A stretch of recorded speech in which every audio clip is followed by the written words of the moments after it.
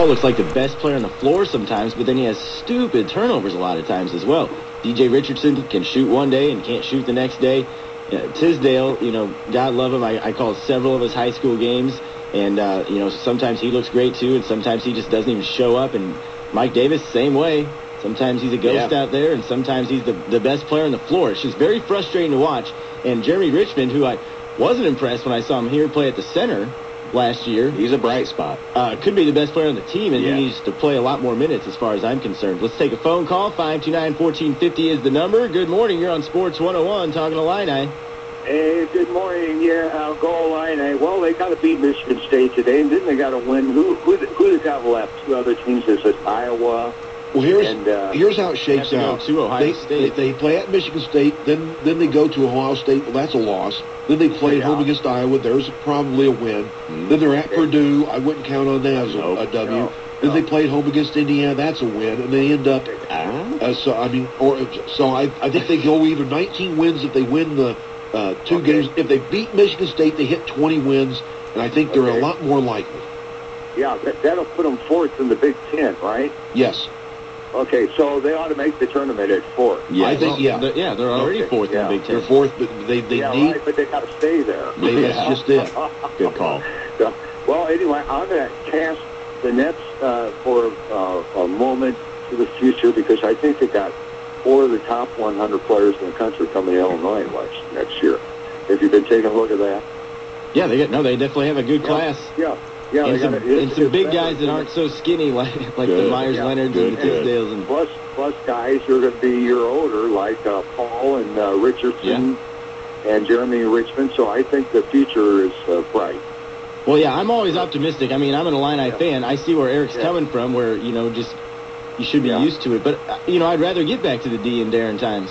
Yeah.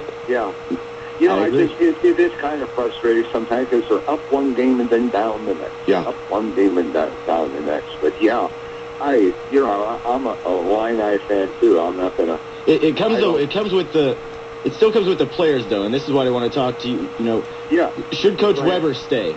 That's what I want to get to. Thanks for the phone call. 529-1450 is the phone number, 529-1450. Do you think Coach Weber should stay? Is it Coach Weber's fault, or is it the players? I tend to blame the players a lot more. Dimitri is not D. Brown. D. Brown had heart. He didn't get that from Bill Self. He didn't get that from Lon Kruger. He didn't get that from anybody. He had it himself, and I just don't see that in some of these players today. Where I think that Weber is maybe making a mistake, and it's kind of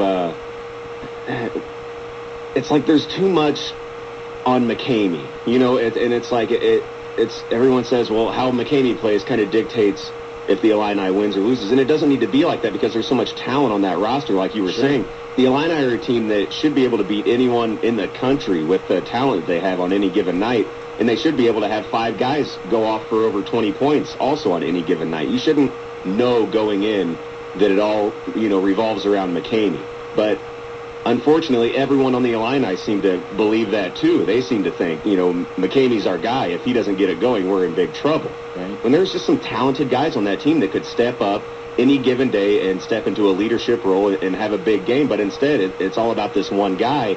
And, defenses know that, too. So they take him out of the game, and it just totally throws the Illini game plan off completely. Well, and I think that falls back onto Weber. He's got to find a way to get these other guys to step up, because there is so much talent there that isn't being used. Well, they've also shown, though, that they can play. They should have, could have beat Ohio State at home. Yeah. They could have beat Texas. They went to overtime. Those are top 4 teams right there. Yeah. So the talent's there, but then, Brandon did step up in a lot of games lately. Richmond has stepped up. Davis has stepped up in certain games, but he's hit or miss. Yeah, he's not a guy you can depend on. Dimitri is maybe not, you can't run the whole offense through him, I don't think, which might be Coach Weber's fault. Yeah, that's what I was saying. But he still has to contribute more than he is for the team to be successful. He was averaging 4 points a game for 5 games, and we lost 4 of those games. That's why. You can't have Dimitri have 4 stinking points and 8 turnovers a game. That's not going to win you a basketball game. When 2 of your seniors are the guys that you have the most problem with and are disappointing the most, then you've got a bad situation. That's McCamey and Tisdale. And defense on this team just stinks.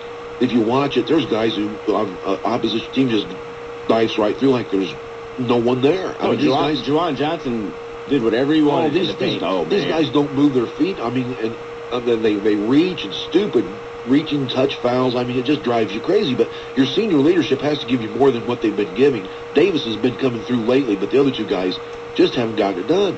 So what do you think, Mark? Weber in or out?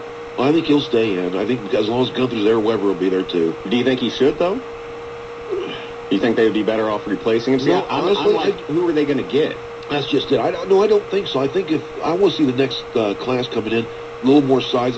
The one thing Weber's done, I think, he's gotten himself into a bind. He's got a lot of guys the same build, a lot of length, but no bulk, and that's going to kill you in the Big Ten. But next year he's got a little bit different type of class coming in. Let's see how he does. I think Weber actually is a pretty good coach.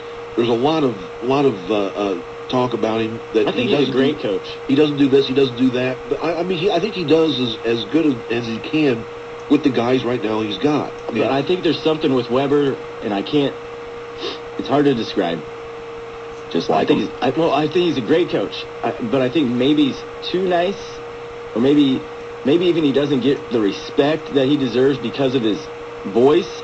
Does that sound, I mean, maybe that's weird, but I mean, he can't. God. Bruce Weber, honestly, it's hard to listen to the guy for more than 5 minutes and take him serious. I wish I could do an impression. Because you can't.